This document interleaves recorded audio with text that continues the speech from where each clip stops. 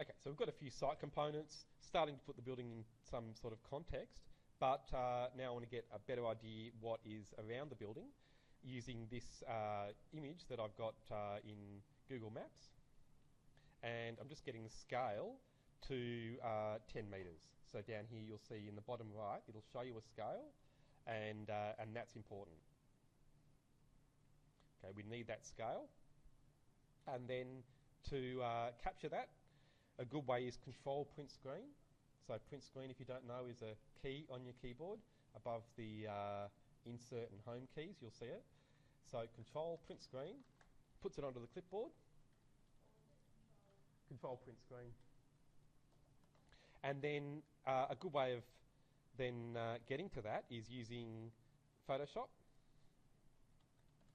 If you don't have Photoshop, Paint works as well. And I'll just use the 32-bit version of Photoshop. If you don't know, the 64-bit version is good, but it doesn't have everything that the 32-bit version does. Here, I don't think it'd make much difference.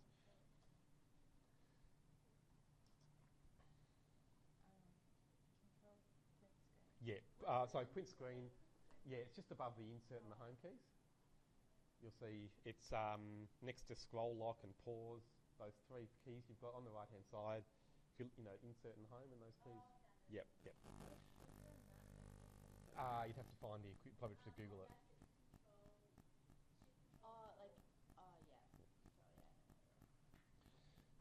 Okay, so in Photoshop, if you go to make a new file and you've copied something onto the clipboard, it should pick up the clipboard as your preset.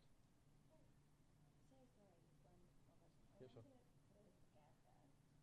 Yeah, so zoom until it says 10. Yeah. Yeah, that's it. Yeah. Okay, so notice out here, the preset's clipboard, and it's got then the width and the height taken from what I've put onto the clipboard. So, yep, that's okay. Yeah, it just has whatever you've copied. So that's fine. You can just leave it whatever it's on. And then OK, you get a blank thing, the size of your clipboard. And then you still have to go Control V to paste in what is on the clipboard. And it should be the same size. So it's easy. When you go File New, so just File New, OK, and then Control V. Yep, that's it. It's just whatever you've copied. So it will be different, but that's OK, as long as you've got it at 10. You could even have a different scale, but I'm using that, that's all. So just don't change it. Leave it on clipboard and just OK. Yep. So I'll do Save As, and then I'm going to save it into the folder on the P drive anyway, if you want to get to this one. If you're using your own, that's fine as well. So I'm going to call this George Street Satellite. And I'm going to save it as a JPEG file right away. I'm not even going to bother saving it as a Photoshop file, so save. The quality here doesn't really matter. I'll maybe take it a bit higher to maximum, but not all the way, just to 10 or something. Doesn't really matter. Okay, so that's saved, and I can then insert that into AutoCAD. Oh, sorry, into Revit. Yes, yeah. It's in the middle, roughly. Yeah, just a regular JPG. Yep.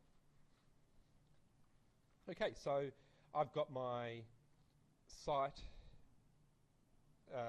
my original site floor plan, which I'm going to, again, right-click, duplicate view, and just duplicate. I don't need to do it with detailing. And then again, I'll right-click on my copy of site, rename, and I will call this site with image. Either, doesn't matter which one. Just anything except duplicate with dependent. So duplicate with detailing or duplicate, it's fine. I've called mine site with image, but you can call it whatever you like. Okay, so now on the Insert tab, I can go to Image, find the file that I've just saved,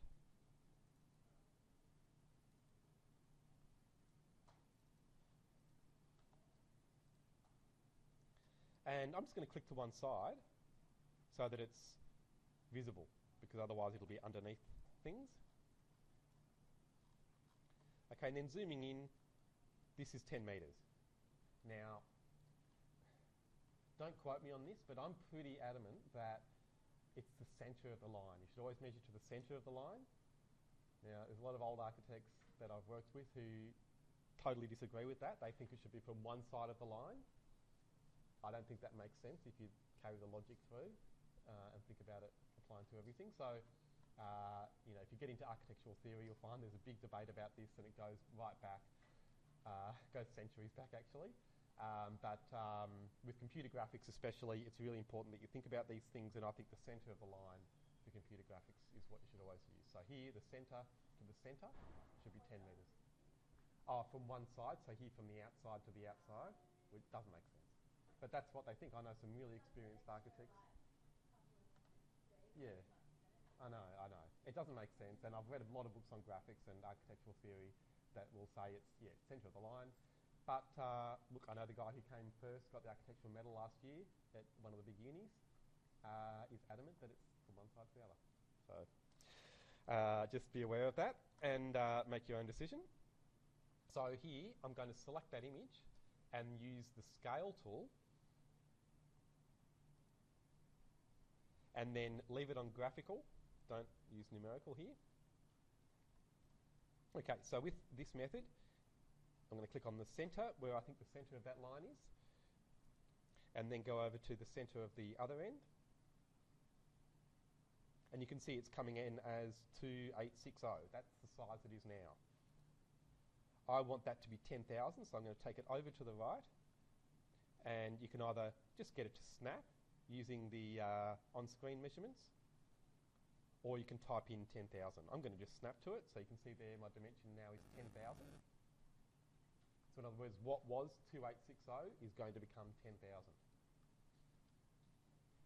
And to double check that it's worked, I'm going to use the tape measure and measure between those 2 points now, here to here, and you can see that is basically 10 metres. Might be a bit hard to see the measurement there, but you can see it up here, 10,011 millimetres, but that is close enough for an image. So we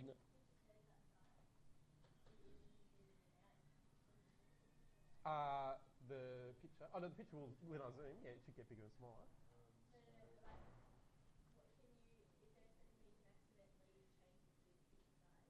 Oh yeah, only if I scale it again. Yeah, but then you can lock it, and that's what I'll do afterwards, but I'll move it first. So I'm going to move it under the building. You can see already visually, that's the building, or this one, is it? Yeah, so this one, yeah. And then you can just tell visually they're the same size. But we want to get the angle to be the same now.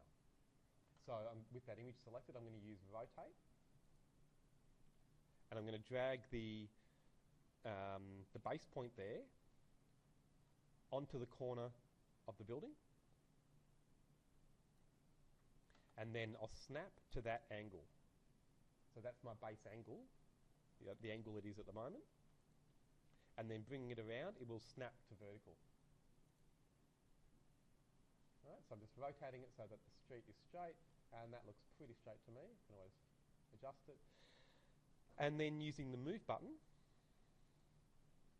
I'm going to snap to the corner of the building again, and then snap to the corner of my real building. Okay, so it's again underneath everything, but if I go to wireframe now, I can see, I'm not going to save this yet, but I can see then now it's maybe a little off, which shows you that the original drawing is probably a little bit out. So I'm going to use my judgment there and just select the image and nudge that a little bit to the left to try and get it to line up a bit better. And that's pretty good. I'll be happy with that. We just want it as an indicative guide, mainly to pick up the neighbouring buildings. Okay, so I'll